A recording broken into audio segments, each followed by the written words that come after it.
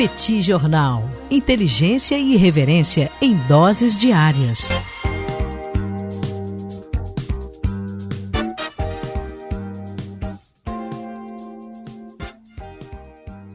Olá, gente. Bem-vindos, bem-vindas ao Petit Jornal. Esse é o bate-papo número 951.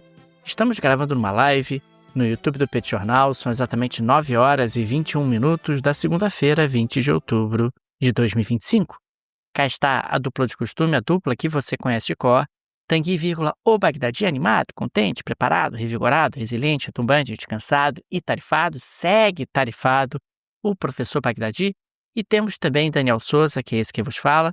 Ao longo dos próximos minutos, vamos repercutir os principais acontecimentos internacionais das últimas horas. Aliás, Tanguy, estava eu olhando aqui o descritivo desse episódio e vi um e-mail em destaque, né? O contato@petitjornal.com.br. Para que serve esse e-mail do Petit Jornal? Tudo bem, Daniel Souza? Como vai você? Tudo bem, tudo tranquilo. Vamos a isso. Tudo ótimo. Vamos lá para mais uma semana, Daniel Souza. Esse e-mail é por causa de alguém querer falar com a gente sobre parcerias. E é importante esse recado aqui, porque a gente está fechando nosso finalzinho de ano das palestras, né? Então, se você quer levar uma palestra do Petit Jornal para sua empresa, se você gostaria de fazer uma discussão sobre o contexto atual, os impactos que a geopolítica, questões econômicas atuais podem trazer para o seu negócio, para a sua empresa, entre em contato com a gente por esse e-mail que está na descrição deste episódio. A gente está fechando agora as últimas datas ali de novembro e dezembro, então conversa com a gente, porque certamente a gente consegue fazer alguma coisa muito interessante conjuntamente. E a gente pode fazer alguma coisa customizada, quer dizer, de acordo com a realidade da empresa, particularmente como o ambiente econômico internacional impacta o seu negócio e como a geopolítica impacta o seu negócio. Daniel Souza, dessa maneira a gente começa o nosso episódio, deixa aqui as boas-vindas a todo mundo que acompanha a gente nesse primeiro episódio da segunda-feira, lembrando que na segunda-feira temos 2 episódios, um de manhã e um à noite. Deixa as boas-vindas a todo mundo que acompanha a gente aqui pelo YouTube e também pessoal que acompanha a gente pelo podcast, sejam todos muito bem-vindos. E Daniel, quero começar o nosso episódio de hoje falando sobre uma mudança em um país vizinho nosso, né? Aliás, o país com o qual o Brasil tem a maior fronteira terrestre, né? Que é a Bolívia. Tivemos eleições no dia de ontem na Bolívia, dia 19 de outubro, nesse domingo, né? O segundo turno das eleições. E temos finalmente um novo presidente na Bolívia, Rodrigo Paz, de 58 anos, do Partido Democrata Cristão, foi eleito presidente com cerca de 54,5% dos votos. A gente não tem a votação, né, os percentuais finais ainda, Daniel, as urnas ainda tem alguma contabilização para ser feita, mas o resultado, segundo as autoridades bolivianas, já é irreversível, né? Então, Rodrigo Paz será o próximo presidente. Um detalhe importante, Daniel, e a gente já falou sobre o primeiro turno aqui, mas é sempre importante trazer mais uma vez, é que essa eleição ela traz uma mudança histórica, pelo fato de que pela primeira vez em 20 anos nós não teremos mais um governo de esquerda na Bolívia. A gente teve um amplo domínio, né, do MAS, né, o Movimento ao Socialismo. Então, a partir de 2006, né, a gente teve Evo Morales na presidência, ele permaneceu 13 anos no poder, de 2006 até 2019. Tivemos ali um período, né, um interregno, né, com o governo que era da oposição, né, que assumiu, né, a Jeanine Áñez, chegou a assumir durante ali o período de 2019 a 2020, e depois voltou ao poder o MAS, né? Então tivemos um mandato do Luiz Arce, que agora nem se candidatou para um segundo mandato, porque a popularidade do governo era muito baixa, e, portanto, foram para o segundo turno nas eleições de primeiro turno, né? Quer dizer, passaram para o segundo turno 2 candidatos de direita, né? 2 candidatos identificados com a direita, o Rodrigo Paz, que já tinha ficado em primeiro lugar no primeiro turno, com 32% dos votos. Aliás, ele era um azarão, tá, Daniel? No primeiro turno, as pesquisas davam cerca de 10% de intenções de voto para ele. Quando as urnas foram abertas, ele estava com 32% dos votos. E no primeiro turno, quem ficou em segundo lugar, e portanto foi derrotado nesse domingo, foi Jorge Tuto Quiroga, que aliás já foi presidente, né? Ele foi presidente quando era muito jovem, de 2001 e 2002. Ele tem atualmente 65 anos. Foi para o segundo turno, mas foi derrotado. Então teremos um novo presidente que vai ser empossado no dia 8 de novembro, né? Então tem pouco mais de 2 semanas aí para chegar, portanto, né, o início da presidência de Rodrigo Paz. E ele, Daniel, vem de uma família tradicional, né, na política boliviana. Ele é filho de um presidente, né? O pai dele foi presidente entre 1989 e 93, que é o Jaime Paz Zamora. Então ele foi presidente ali no finalzinho, entre o final da década de 80 e início da década de 90. E o tio-avô dele, que é o Víctor Paz Estensoro, foi presidente de 1985 e a 89, né? Então temos aí, ele é o terceiro presidente da família. Uma coisa que é importante, Daniel, que vai ser o grande desafio do Rodrigo Paz à frente do país é o tamanho da crise econômica pela qual o país vem passando. De fato, a Bolívia foi um país que cresceu muito, né? A gente já falou sobre a Bolívia várias vezes aqui, Daniel. Inclusive, se você quiser saber mais, temos cursos sobre a Bolívia, né? Aulas sobre a Bolívia, lá no Peticursos, peticursos.com.br. A gente fala bastante sobre essa trajetória de crescimento que a Bolívia teve ao longo das últimas décadas, mas foi um processo de crescimento que se esgotou, né? Então, nesse momento, a Bolívia ela tem uma taxa de inflação muito elevada. Ao longo dos últimos 12 meses, né, a inflação ela bateu 23%, é muito mais alto do que esteve ao longo dos últimos tempos. Problemas sérios relacionados a desabastecimento, uma queda na produção de gás natural, que é muito importante para a economia boliviana. E a gente vai ter que ver, portanto, como é que a coisa vai acontecer, né? Como é que a política vai se desenrolar daqui para frente. O grande mérito do Rodrigo Paz, Daniel, foi principalmente, né, do ponto de vista eleitoral, conseguir dialogar com o eleitorado tradicional do MAS. Houve uma deterioração da imagem do MAS ao longo dos últimos tempos.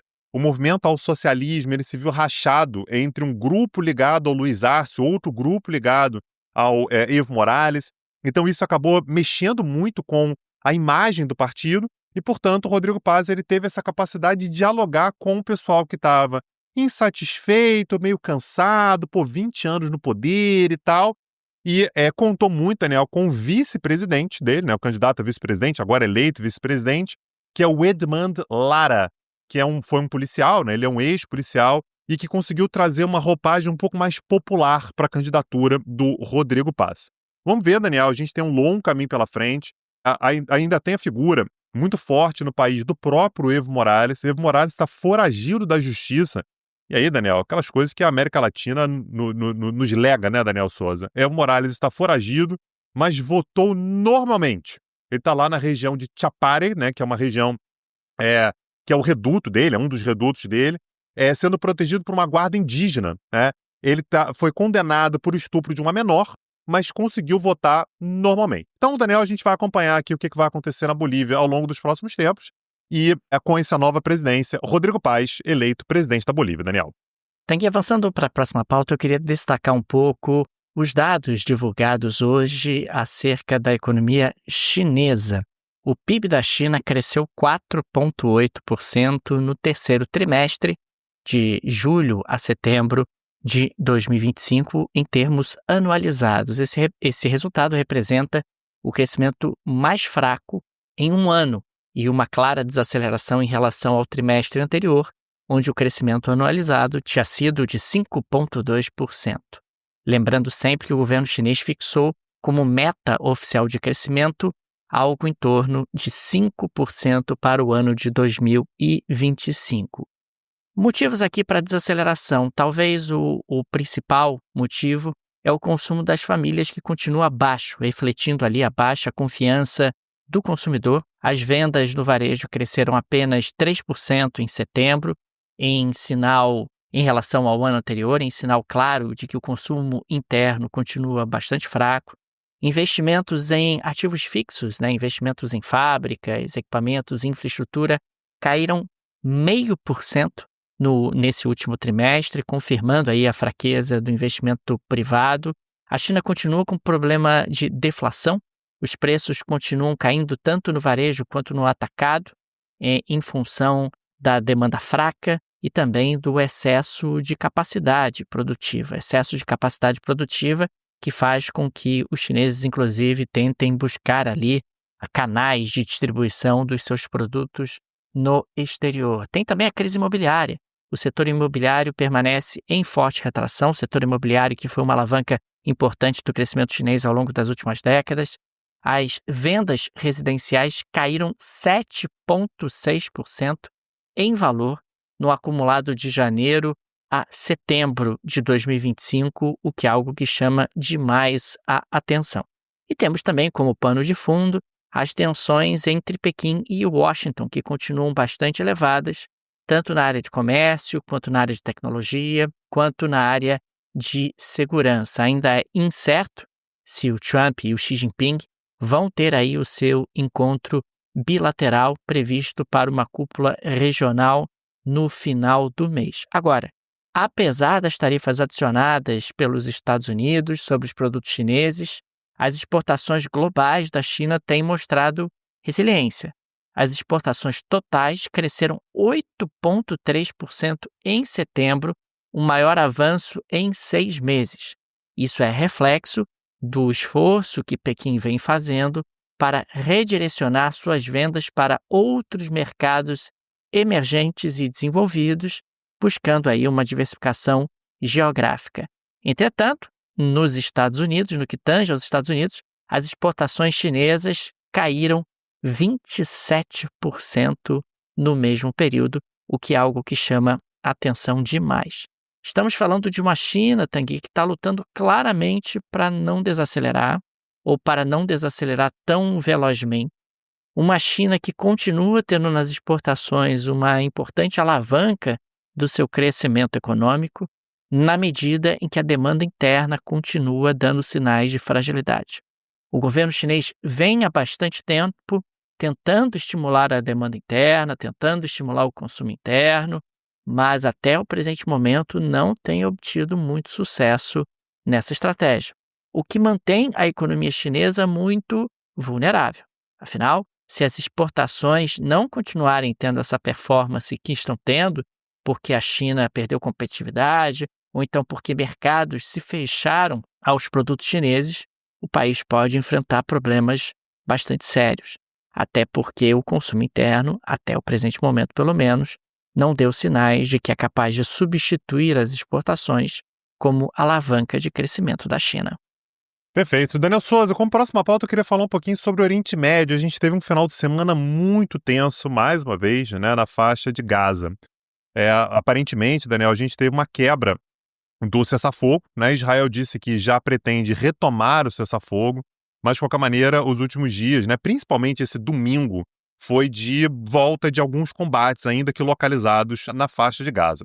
Os relatos que a gente teve, Daniel, foi que o exército israelense estava se movimentando para retirar os seus equipamentos de guerra, principalmente da região de Rafah, que fica ali na fronteira com o Egito.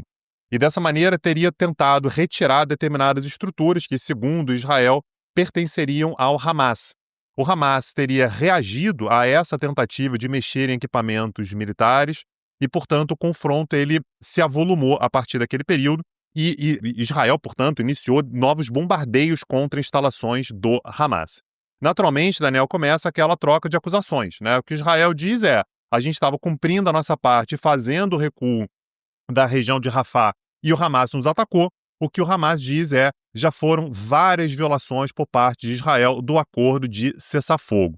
Então a gente teve, Daniel, ao longo desse final de semana, trocas de acusações, trocas de agressões, e Israel, portanto, disse que fez sim bombardeios pontuais, com o objetivo de conseguir proteger os seus soldados. Segundo Israel, 2 soldados israelenses morreram nessa troca de agressões, e segundo o Hamas, foram mais de 36 palestinos mortos também nesses novos bombardeios.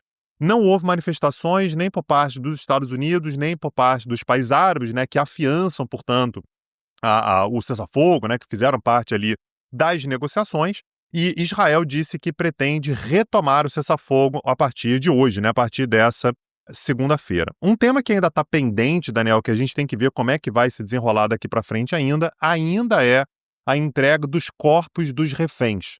O Hamas já entregou os 20 reféns vivos, que ainda estavam sob sua posse, e 12 cadáveres, 12 corpos de reféns que estavam sob sua posse. Segundo o acordo, ainda há 16 corpos retidos que têm que ser entregues também. Porém, o que o Hamas diz é que para conseguir ter acesso, para conseguir ter esses corpos para serem devolvidos, há necessidade de tempo e de equipamentos. Afinal de contas, eles estariam sob escombros na faixa de Gaza. Israel diz que, olha, o Hamas está deliberadamente atrasando a entrega dos corpos.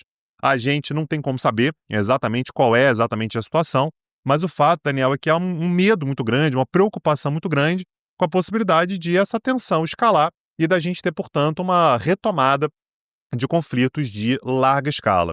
Outro tema, Daniel, que ao longo do final de semana foi muito abordado, né, que é uma grande preocupação também, é que a Embaixada Palestina no Egito havia dito que a abertura da passagem entre o Egito e a faixa de Gaza, ali na passagem de Rafah, que mais uma vez fica no sul da faixa de Gaza, seria reaberta hoje. Então, que ali você já poderia ter um certo trânsito de pessoas, de alimentos, de mercadoria. E o primeiro-ministro israelense, Benjamin Netanyahu, disse que essa passagem de Rafah permanecerá fechada por tempo indeterminado.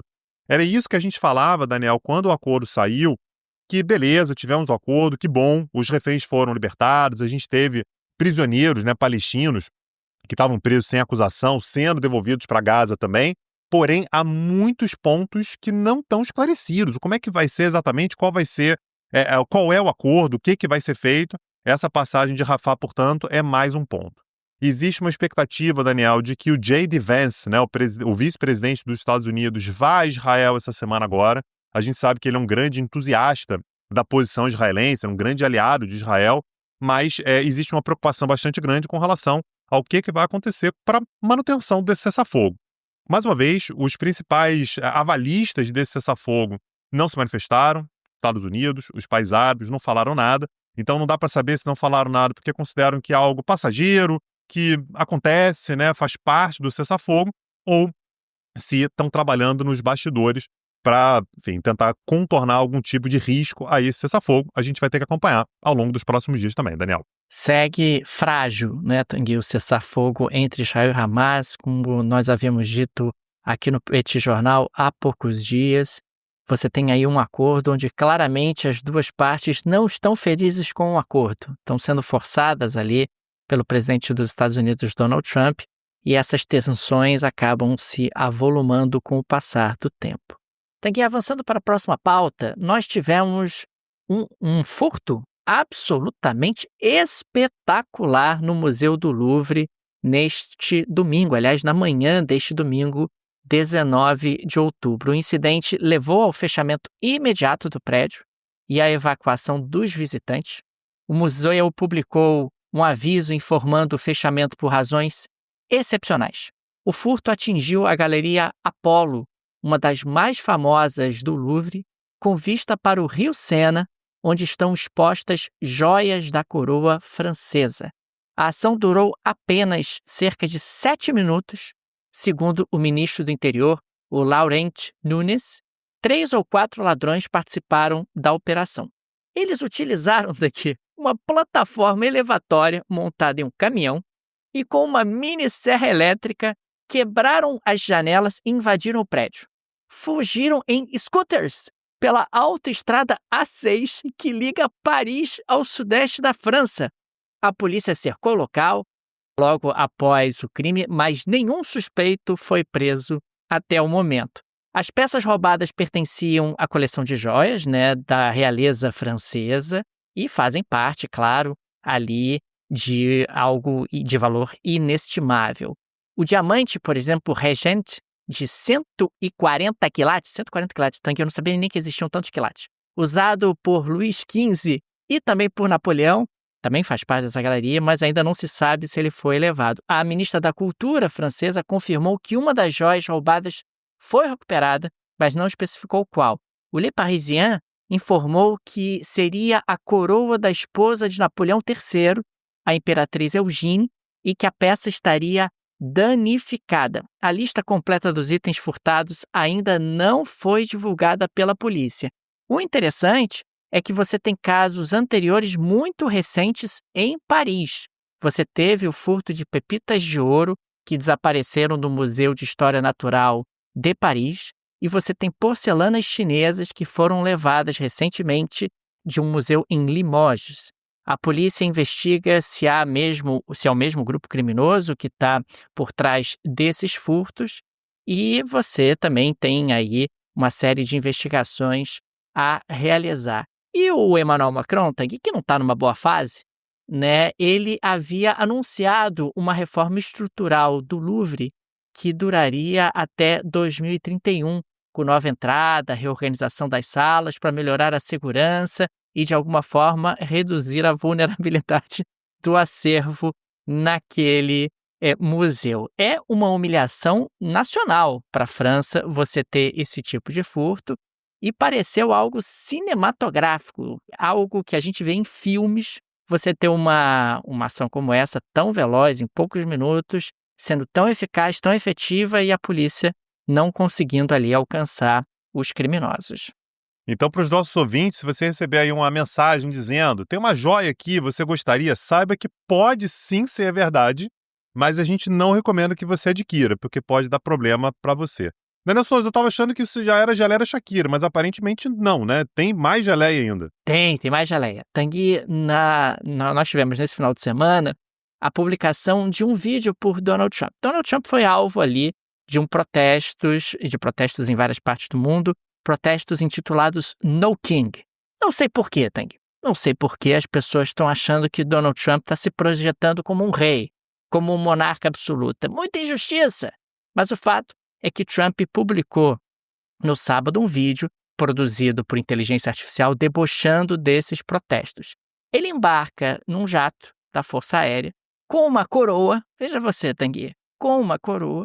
Esse jato sobrevoa os manifestantes e joga um líquido marrom. O que seria esse líquido marrom, Daniel Souza? O que seria? Não dá Você pra tem saber. um palpite? Não dá pra Pode saber. pode ser lama, pode ser fezes, pode ser muitas coisas. O fato é que o Trump joga esse líquido marrom, nesse vídeo gerado por inteligência artificial, nos manifestantes, mostrando que ele não tá nem aí, mostrando que ele é king mesmo, que ele tá andando de coroa e que ele não dá a mínima para esses manifestantes, o que na prática acaba sendo um elemento de radicalização da polarização política, algo que Trump é muito hábil em fazer, Tanguy, porque ele quer irritar mesmo os manifestantes, é sobre isso. Porque quando ele irrita os manifestantes, ele também acende, ele aquece a sua base de apoiadores. Esse vídeo circulou muito nas redes sociais nas últimas horas. É o Trump guiando ali um caça da Força Aérea e jogando esse líquido marrom sobre os manifestantes. E guiando, claro, usando uma belíssima coroa como forma de mostrar que sim, Donald Trump é rei. Azar de vocês, se vocês não gostam, porque eu estou aqui para incomodar, estou aqui para fazer o que eu quiser e os manifestantes não poderão fazer nada contra mim. Pelo menos é isso que o Trump tenta projetar como imagem. É isso, Daniel Souza. Olha, mais tarde, ainda hoje, temos mais um episódio, né?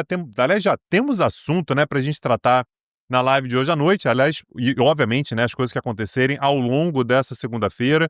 Deixo aqui um super agradecimento a todo mundo que acompanha a gente, todo mundo está junto com a gente se informando, né, acerca do que está acontecendo na política internacional, na economia, né, no mundo de uma forma geral, por meio do Petit Jornal. A gente gosta muito de fazer o Petit Jornal, tanto é que a gente tem uma extensão, né, Daniel Souza, que é o petitcursos.com.br.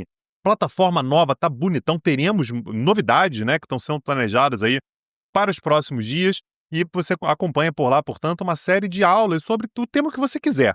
Pensa aí no tema que você gostaria de ter aula, a chance de ter uma aula lá é muito grande. A gente vai começar, aliás, um curso agora sobre América Latina, né? Vamos falar sobre Colômbia, vamos falar sobre Venezuela, vamos falar sobre Nicarágua, vamos falar sobre Panamá, né? Tudo com aulas ao vivo que você pode acompanhar, se você quiser assistir ao vivo ou se você quiser assistir da forma gravada também. Acessa lá, petitcursos.com.br. Fica aqui também o nosso agradecimento a todos e todas que apoiam o Petit Jornal, a todos os apoiadores e apoiadoras. O Petit Jornal é uma mídia pequena, não tem nenhum conglomerado por trás, nenhuma produtora por trás, e por isso a ajuda de nossos apoiadores é tão importante. E por isso registramos aqui o nosso agradecimento. Fica também o convite. Se você gosta do nosso projeto, se ele faz diferença na sua rotina, considere nos apoiar. No descritivo desse episódio tem várias alternativas. Tem a chave Pix, petitjornal.pj@gmail.com, uma forma prática e instantânea de apoiar o Petit Jornal. Tem, inclusive, a possibilidade de ativar o Pix recorrente. Tem um link para o Apoia-se, o link para o Patreon, se você vive no exterior. Tenho certeza que uma dessas alternativas será confortável para você. É isso, Daniel Souza. Mais tarde estamos de volta. Um abraço, até a próxima. Valeu! Tchau, tchau. Petit Jornal. Inteligência e irreverência em doses diárias. Acesse www.petitjornal.com.br.